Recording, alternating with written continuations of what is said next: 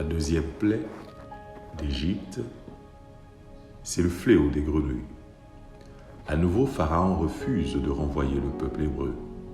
Le royaume égyptien sera alors infesté de grenouilles.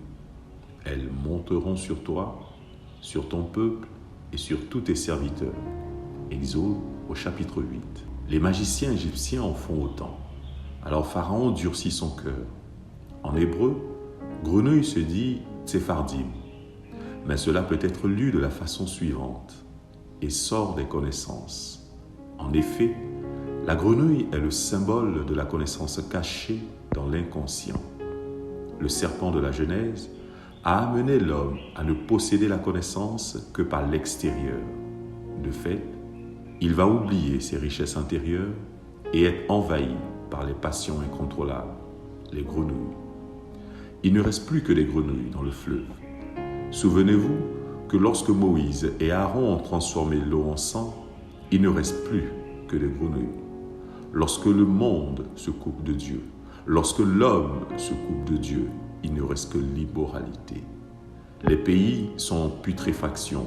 Ils meurent de l'esprit originel, leur venin est la méchanceté, la violence.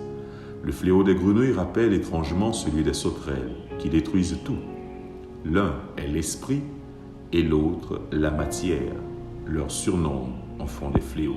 La seconde plaie d'Égypte est l'image de notre monde moderne qui est atteint par la violence, l'immoralité, la destruction de notre environnement naturel, la disparition des animaux. Les gouvernants, emportés par le tourbillon des honneurs, se sont pris pour les créateurs du monde.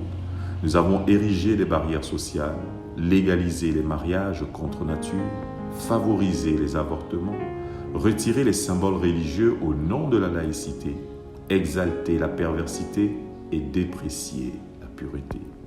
Pharaon demande la disparition des grenouilles en traduisant cela par les esprits impurs d'hommes. Nous pourrions comprendre que le royaume de Pharaon est envahi par la méchanceté, la corruption et la violence.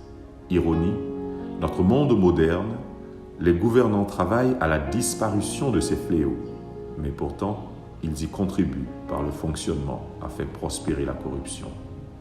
Dans le livre de l'Apocalypse, les esprits des démons revêtent cette forme.